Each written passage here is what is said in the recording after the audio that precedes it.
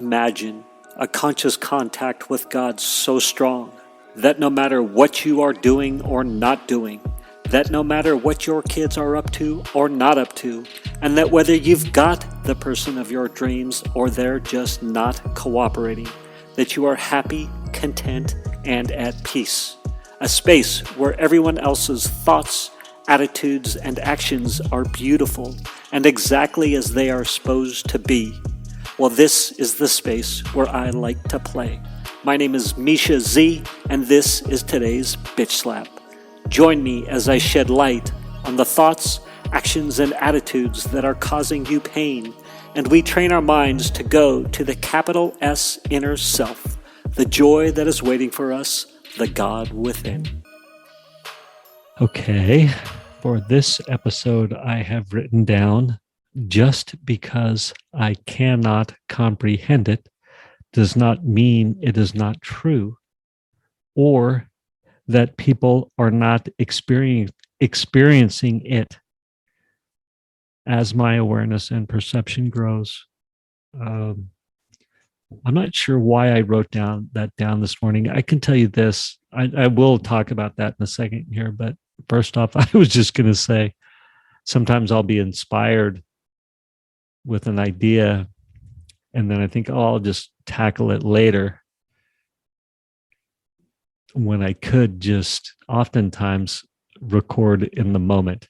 And I think there's value in waiting and seeing if the idea nurtures and develops later, or if it indeed goes away, because it could always come back. But because I think there's also value in, perhaps when an idea comes, go record on it and take action, or write on it and take action.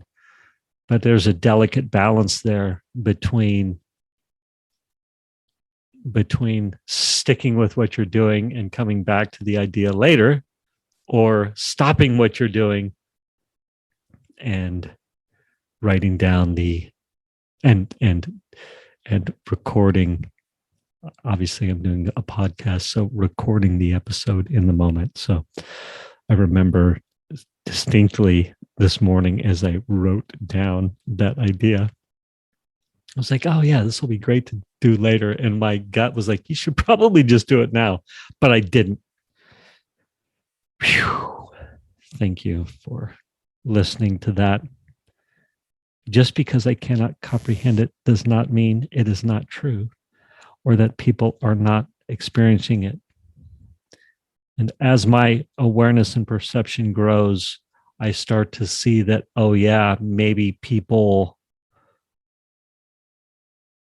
have comprehended what I deemed uncomprehendable, or maybe people are experiencing what I believed people couldn't experience, or people have insights to what I deem non-insightable, if that's even a word. And I think about it this way, because people would talk with me, over the years as I've been in recovery and talked higher powers and things. And I'm sure everybody has this experience. You might come across a friend or an associate or just a random person who is convicted in their belief of God or Jesus Christ, for example. I think that's an easy one to point to. But when people are convicted in their belief of God, and I'm like, well, I can't comprehend God, so therefore I believe you can't comprehend God. Or my experience might be more of the educational variety, or a limited, or from a completely different angle. So therefore I'm like, yeah, since I can't comprehend it, what you say is, excuse my language, bullshit, right? I would historically have contempt for somebody's ideas in that regard, or I would hear him out, but not believe it. And as I continue to do, dig deep on some spiritual ideas, and I'm getting more insights, I'm starting to see like, oh yeah, perhaps people are gifted in that regard. And I'm not saying I am, or that I've got real insight, but I definitely feel like I'm nudging closer.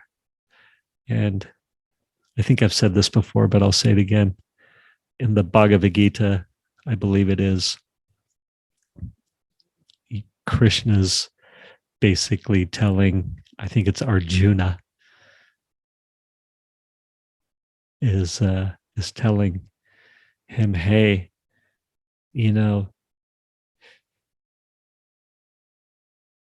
you will not get an insight into what's on the other side of death until you stare into the face of death. And that's not literal. He's not meaning like you literally have to experience a near death. He's saying until you're willing to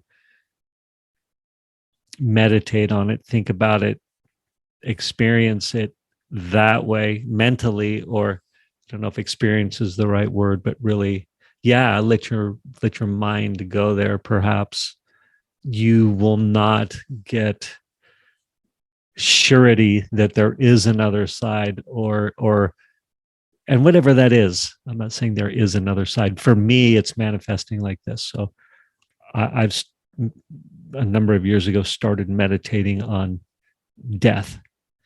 And so I would honestly tell you right now that in some meditative moments, I've experienced the ego dying, and it's like a flash, instant, horrifying, scary moment, right? Like to be like, oh yeah, the way that I relate to this world is going to end, and experiencing that. And that's pretty extreme. And I now know the feeling when it's coming on, and I know how to look into it. And I want it actually to, I want that experience to happen. I want to feel that, and because it's a reality. And so I'm like, I don't want to hide or run from it anymore. And so I've been doing that, and it doesn't happen all the time. And this might sound way out there and kind of hooey fooey, but it is the nature of some things that I'm up to these days. And so as I've started to experience that, I have started to have an idea of that we're all one. And so death is not what I think it is. How's that? And to really start to, not intellectually, but maybe subconsciously or right there on the conscious, start to embody it and feel it and know it. I can't talk about it very well yet, but to go, okay, yeah, I'm getting glimpses of something beyond, where before I was like, yeah, no way. And anybody who talks about it is full of crap. That's the point of this. And just because I cannot comprehend it does not mean it is not true, or that other people are not experiencing it or comprehending it. And as my awareness and perception grows, shifts, changes, matures, I start to see that, oh yeah, there's, I'm getting glimpses, tastes of these things. And then even more, I'm like, oh yeah, there's people out there that are way knowledgeable or insightful in this arena. And so I think that's pretty cool.